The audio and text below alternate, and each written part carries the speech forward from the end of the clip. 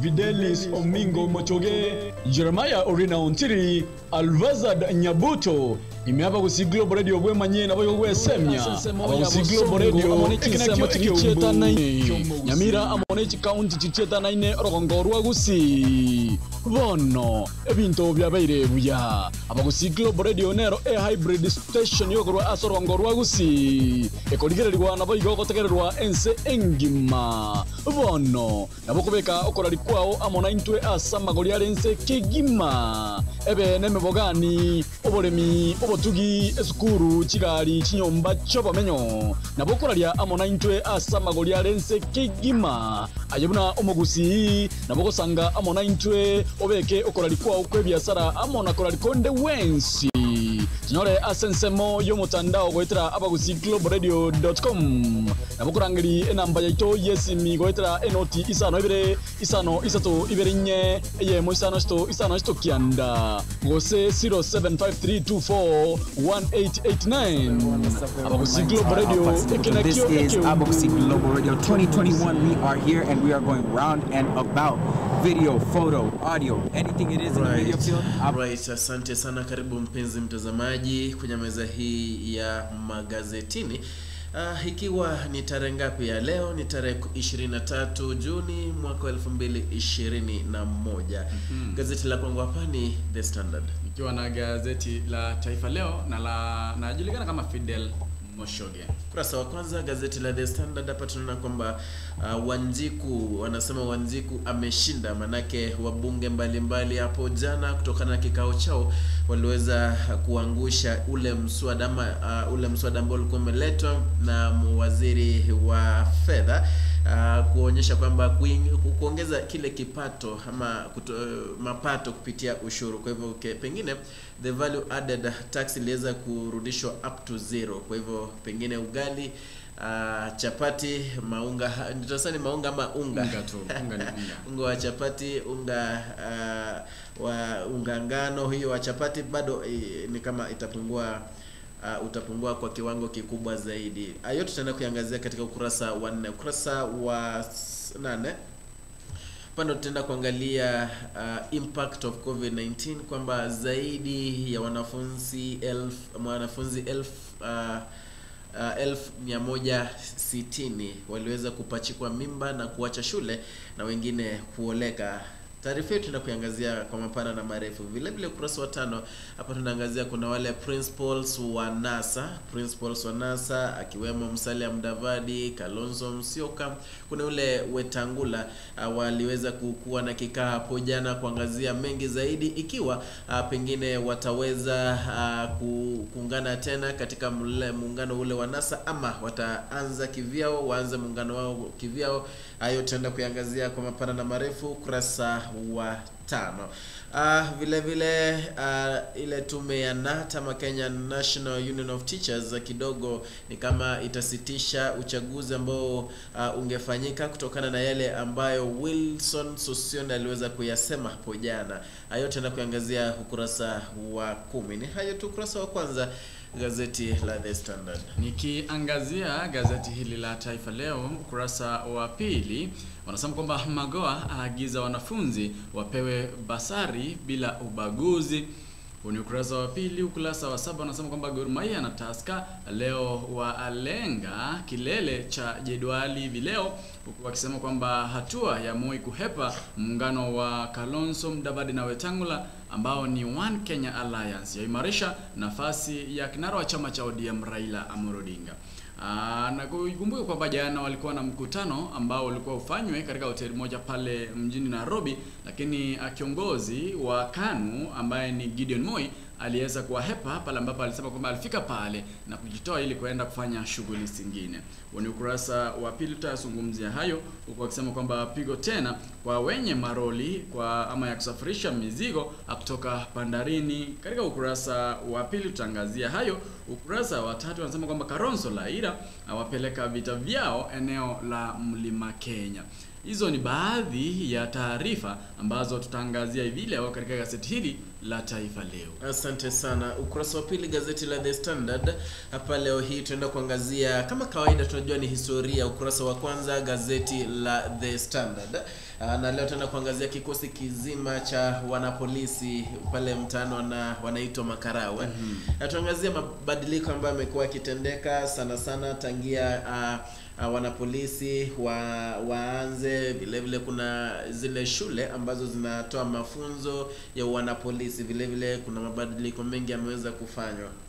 Tukianzia na mabadiliko ya sare za wanapolisi ambazo pengine ziliweza kubadilishwa na kufika kwenye rangi ya blue ama samawati ya Kiajemi, kidogo ilizua mjadala mbalimbali, mijadala anuai kutokana na ile rangi. Walisema kwamba ile rangi ni muhimu zaidi, manake waweza muona ama waweza muona mwanapolisi kwa umbali, na vile itakuwa unique. Kutokana na hayo vile kuna vizile ama vile vio mbalimbali, niseme tu mashule ambayo yalikuwa yakitoana mafunzo ya wanapolisi ambayo yaliweza kubadilishwa. Kwa mfano kuna ile Kenya Police College in Kiganjo ambayo iliweza kuwa renamed ikaitwa National Police College Kiganjo Campus. Kwa hivyo hayo ni baadhi ya yale ambayo yameweza kufanywa mabadiliko katika kikosi kizima cha wanapolisi. Vile kuna ile ilikuwa inaitwa Administration Police Training College ambayo iliweza kuwa renamed na kuitwa National Police College Embakasi A Campus for Training Rapid Deployment Unit. Kwa hivyo kidogo kuna mengi ambayo yamefanywa mabadiliko. Kuna ile vile inaitwa the GSU Training School ambayo iliitwa National Police College Embakasi B Campus for Training GSU Recruits. Kwa hivyo hayo ni baadhi ya yale mabadiliko ambayo yanaweza kufanywa wanapolisi. Ukurasa wa 3 hapa ndo tunaangazia. Kuna kisa kimoja ambacho kilikuwa kikitamba zaidi kwenye mitandao ya kijamii, ambapo tunaona kwamba kulikuwa na nesi mmoja ambaye aliweza kupigwa picha akiwa amembeba mtoto mgongoni, amemfunga vyema zaidi akiwa hudumia wagonjwa wengine. Haya yalifanyika katika hospitali moja pale Londiani Sub County Hospital, ambapo mwanamke mmoja ambaye anajulikana kama Velma Chepkoech aliweza kupigwa picha ambayo ilizua mijadala, huku watu wengi sana, Wakenya wengi wakimimina sifa sufufu, wakisema kwamba sasa watu kama hawa wenye utu ndio wanastahili katika taaluma hiyo.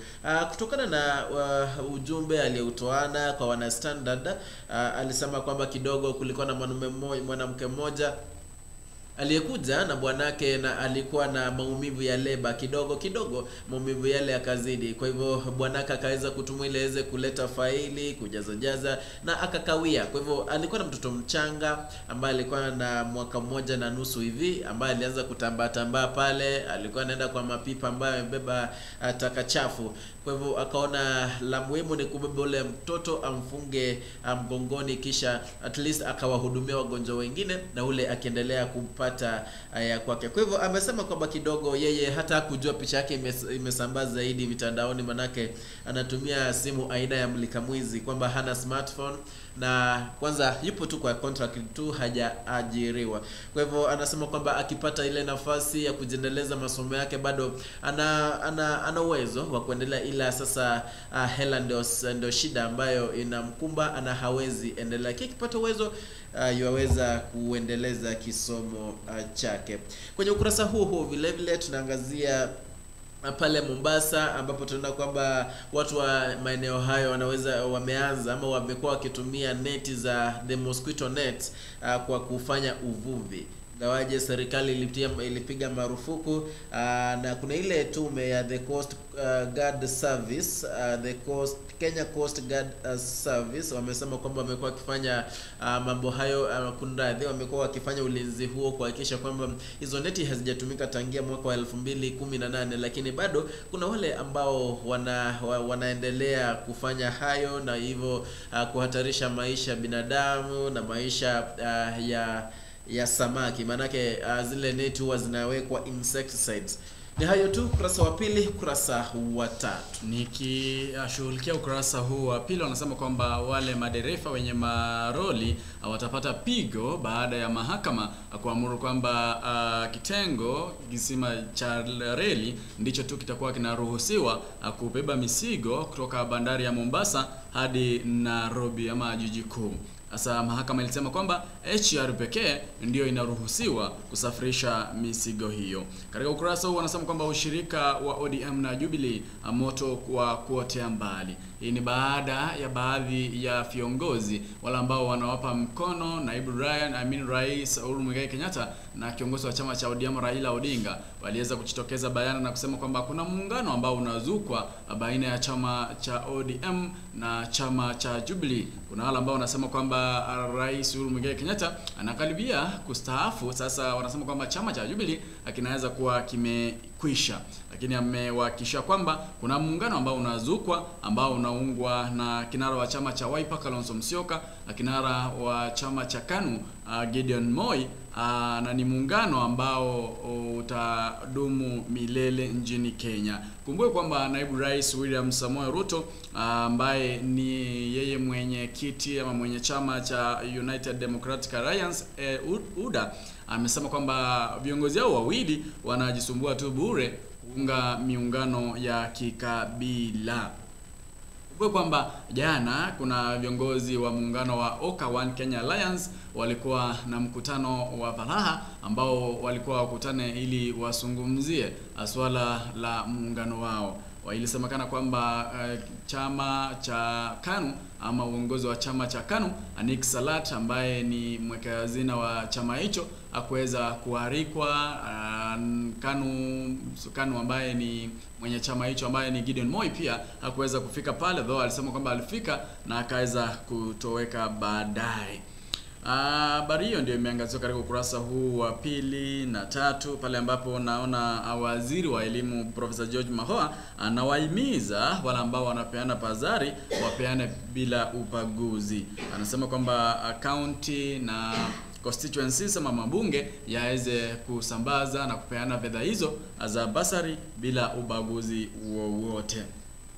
Kuna ile kesi ambayo ilikuwa inamuandama ambayo ilikuwa inamhusisha naibu rais na ambaye aliyekuwa waziri wa michezo Rashid Cheza.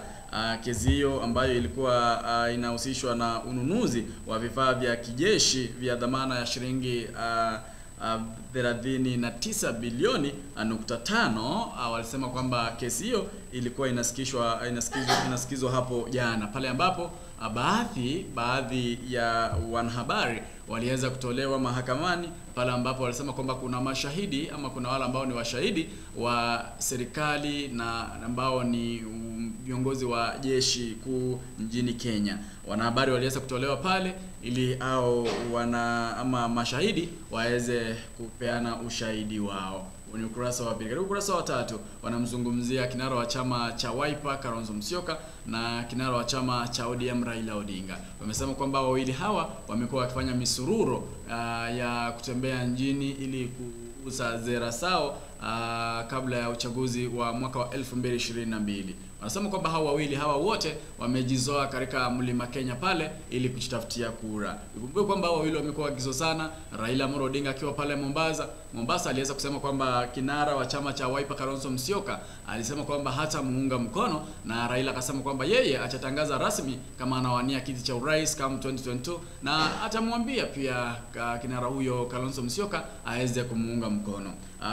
Kalonzo Musyoka pia akiwa pale Murang'a weekend Jumapili aliweza kusema kwamba yeye atazidi kubueka baada ambapo viongozi serikalini wakiwa wameweka mkataba waweze kuyutilia manani na kufuata.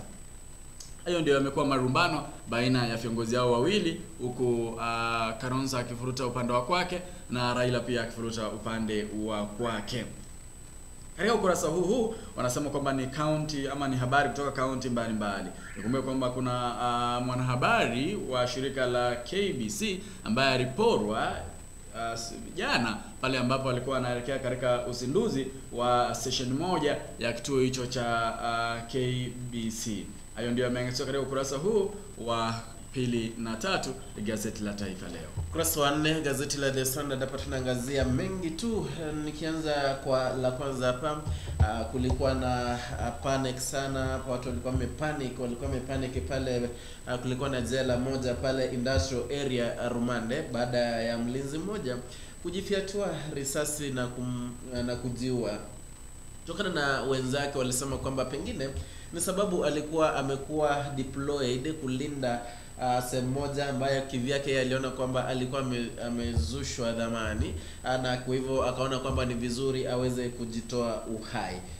Vile vile kwenye ukurasa huo hapa ndo tunaangazia wabunge ambao walikuwa na kikao hapo jana na kidogo kuangusha ule mswada ambao ulikuwa umepelekwa pale pamoja na Wizara ya Fedha ama Hazina, ili kuongeza gharama pengine VAT kwa unga wa ngano, vile vile unga wa mahindi, ili pengine kupata kuongeza kipato.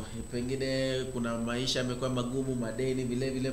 Kwa hivyo wabunge waliweza kuangusha na kusema kwamba kwa bidhaa hizo kutakuwa na zero value added tax. Kwa hivyo kuna uwezekano kwamba bei ya chapati, bei ya ugali kidogo itaweza kurudi chini kidogo. Ingawaje hayo yaliweza kutendeka, kuna yule ambaye ni women representative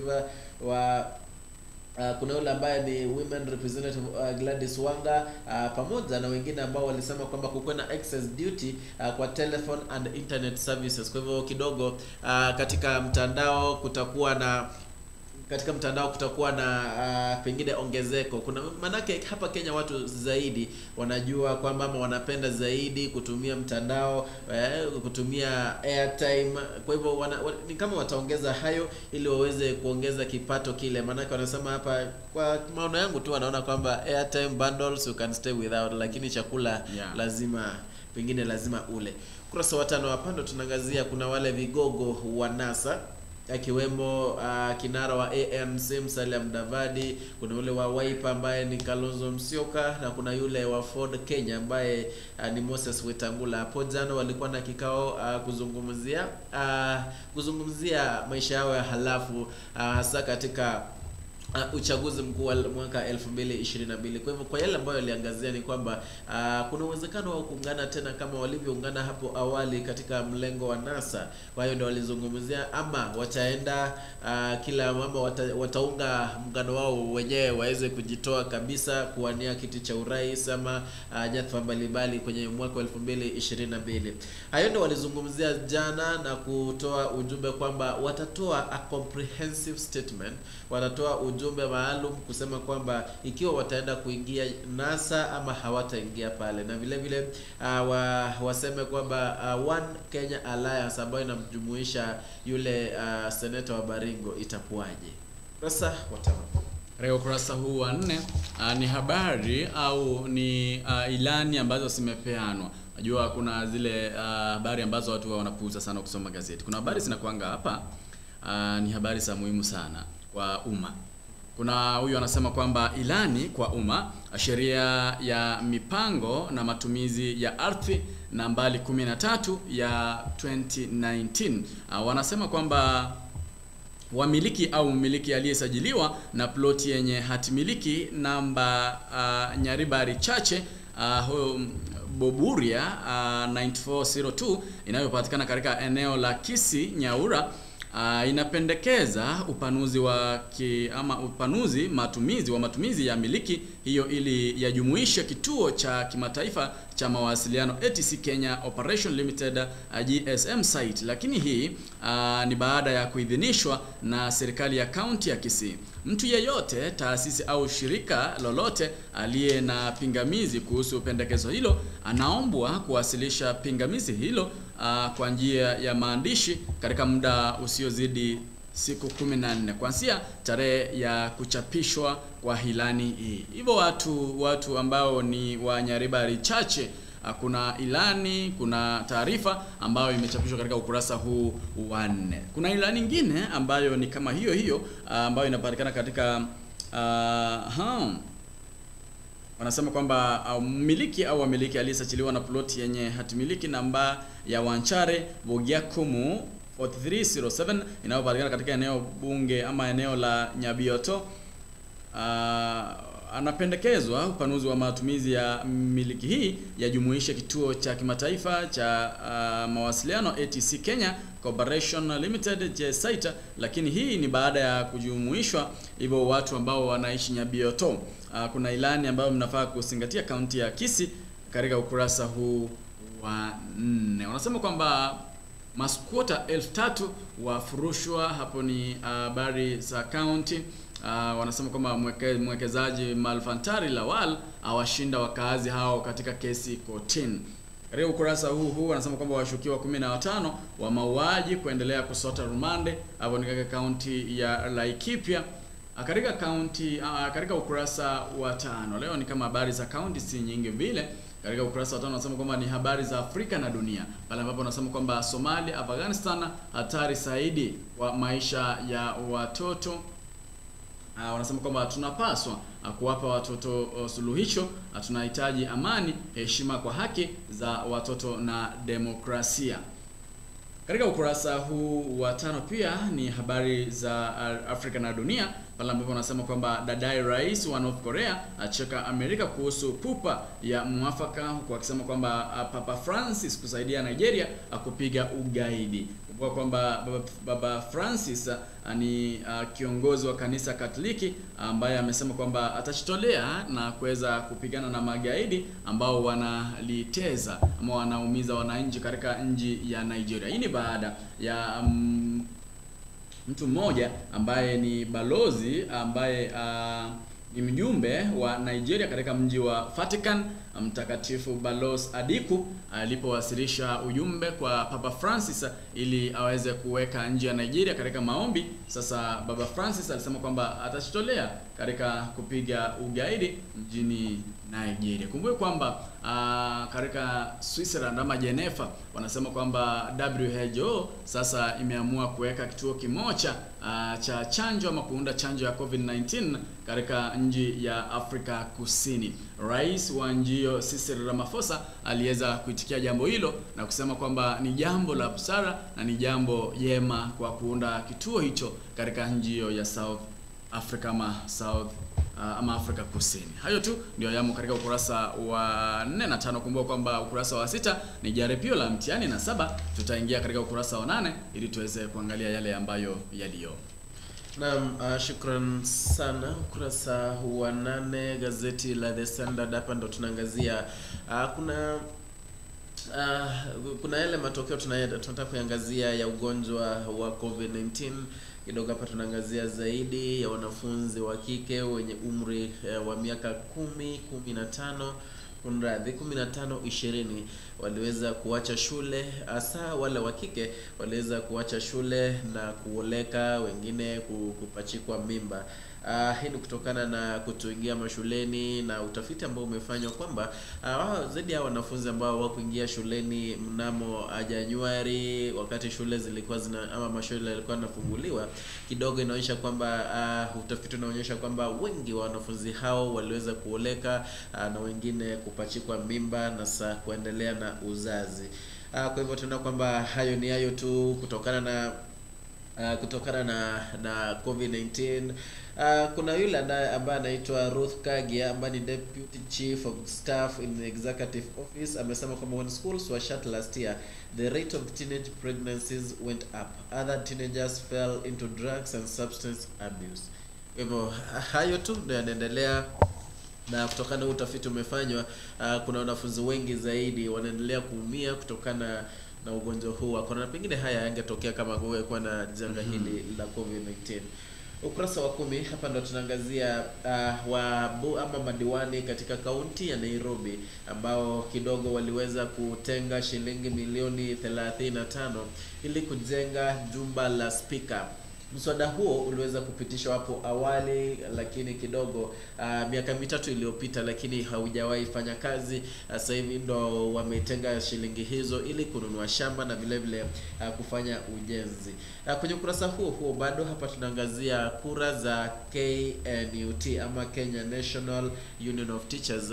Kidogo ni kama zitasitishwa kidogo, manake katibu mkuu wa tume hiyo ambaye anaitwa Wilson Sossion aliweza kusema kwamba kutokana na ile wizara ya Labor ambayo kidogo ilikuwa imesema itasimamia uchaguzi huo, Sossion anasema kwamba haiwezi, manake kamishona wa Labor Helen Apio hawezi simamia, manake ana mpango wa kuiba kura hizo. Kwa hivyo amesema kidogo kwamba kura hizo haziwezi fanya. Kwa hivyo kuna uwezekano kwamba kura hizo zitaweza kusitishwa. Ni hayo tu. Katika ukurasa huu wa 8 kumbuka kwamba leo ni siku ya kuwakumbuka wajane. Sijui wajane ni watu ambao wamefiwa ama ni watu wapi? Ni watu ambao wamefiwa. Ikiwemo wanaume ambao wamepoteza wake wao ama wanawake peke yao. Sina uhakika, japo mimi najua wajane ni ule mwanamke, mjane ni ule mtu ama ni ule mwanamke ambaye amepoteza bwanake. Au si kupoteza, bwanake ameaga. Na bwana ambaye amepoteza bibi yake ama bibi yake ameaga. Sijui. Fanya utafiti. Unafahamu yote? Sasa leo ni siku ya kuwasherehekea na kuwakumbuka wajane ulimwenguni. Wanasema kwamba Kenya inapoungana na ulimwengu mzima ili kuweza kuwakumbuka wale wajane ama wale watu ambao wamepoteza wapenzi wao na kuachiwa majukumu ya kuwalea watoto wao kama walikuwa washazaa.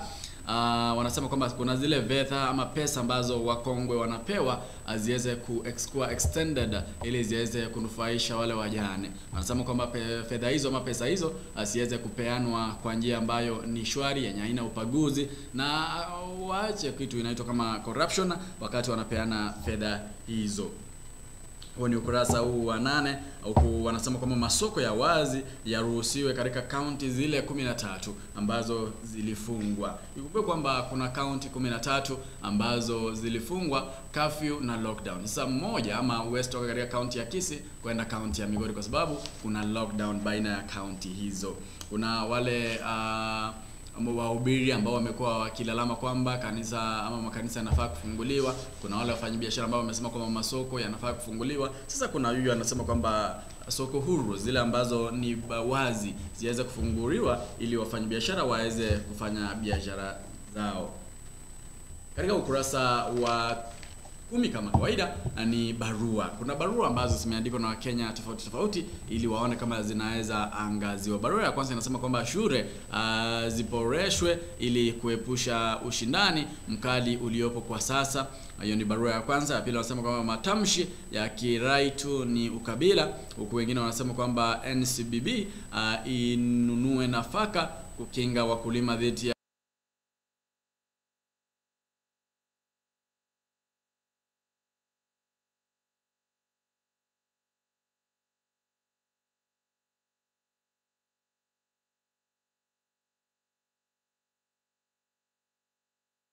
ukurasa huu wa 10. Ukurasa wa 11 ni elimu, ni lugha tu na elimu pale ambapo unasema kwamba kuna kauli ya Warabin Wala wanamzungumzia lugha na elimu pale ambapo wanasema kuna mwalimu Philip Opetu ambaye ameangaziwa katika ukurasa huu. Wiji tu wa lugha.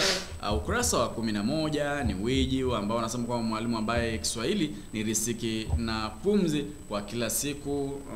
Wanasema kwamba wanazungumzia tu lugha katika ukurasa huu. Buriani Msehaji ndio anazungumzia katika ukurasa wa 13. Ukurasa wa 14 ni lugha tu ambayo inazungumziwa hapa. Na ukurasa wa 15 ni sport. Ningependa angazie ndiposa nije niangazie sport tukimalizia. Na mwisho ukurasa wa 12 hapa tunaangazia zile degree ambazo tume ya IEBC iliweza kutaka kwamba yote ambaye atawania wadhifa wote ule haweze kuwa na degree. Sasa hivi imezua mjadala mbalimbali ambao kuna wale wanasema kidogo kiongozi utoka mbinguni. Kiongozi uzaliwa. Wanasema leaders are born. They are not made.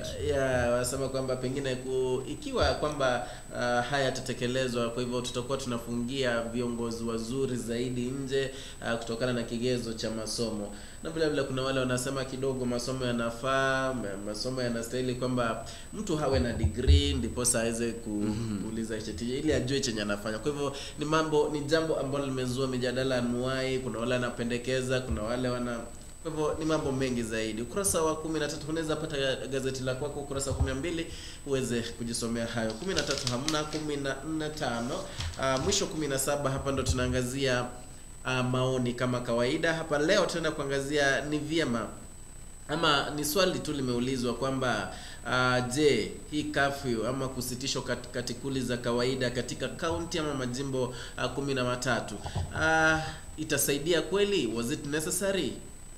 Kuna wale anasema ni vyema. Kwa mfano kuna yule anaitwa Ben Kilonzo ambaye anaishi pale Kakamega, anasema kwamba ni vyema manake ugonjwa huu upo na unaendelea kusambaa kuingia Kenya, wengi wanaendelea kukufa, ashaona wengi wakifa. Kwa hivyo anaona kwamba akipita mle Kakamega ataona na gundua kama kuna watu bado wana shake hands, wanasalimiana, wavali barakoa. Kwa hivyo anasema kweli ni vizuri ikiwa county ikiwa serikali ya Kenya itaweza kuforce ama kuwalazimisha ili kuweza kufuata zile kanuni. Vile vile kuna mwingine hapa anaitwa Frederick Odongo ambaye pengine ana maoni ya Wakenya wengine pia wengi, anasema kwamba si vyema manake kuna wale ambao biashara zao hasa zilikuwa zinanawiri zaidi masaa ya usiku ama wakati wa usiku. Kwa hivyo ikiwa wamefungiwa nje, kwa hivyo biashara yao bila shaka itarudi chini, na vile vile inamaanisha kwamba uchumi pia unaendelea kuzorota. Kwa hivyo hayo ni baadhi tu ya maoni ambayo yameangaziwa kwenye ukurasa wa 17. Sijui maoni yako ni yapi kuhusiana the curfew ambayo iliweka kwa kaunti 13 huku Kisii ikiwa kati ya kaunti hizo 13. Katika ukurasa huu wa 15 ni spoti. Pale ambapo nasema kwamba kesho, ikumbuke kwamba kesho kuna mchezo wa Safari Rally. Pale ambapo rais aliweza kuzindua safari hizo za Safari Rally, huku wakisema kwamba kuna zaidi ya afisa wa polisi ambao ni 1000 ambao watachukua usukani katika kuangalia usalama wa michezo hiyo ambayo itaanza kesho. Kumbuka kwamba kuna barabara mbalimbali ambazo zitafungwa hivyo kesho ili kupeana nafasi wachezaji hao ama waendeshaji hao wa magari ya Safari Rally waweze kufanikisha mchezo wao. Kumbuka kwamba hayo yote yatafanyika katika kaunti ya Nakuru, na eneo bunge la Naivasha pale ndipo watakuwa wanafanyia mchezo huo wa Safari Rally. Barabara tofauti zitakuwa zinafungwa kuanzia usiku wa leo au kesho. Wanasema kwamba Gor Mahia leo na Tusker wana mjuano, kuna mechi baina ya Gor Mahia na Tusker, hivyo wale ambao ni wanasoka muweze kujifahamisha hayo.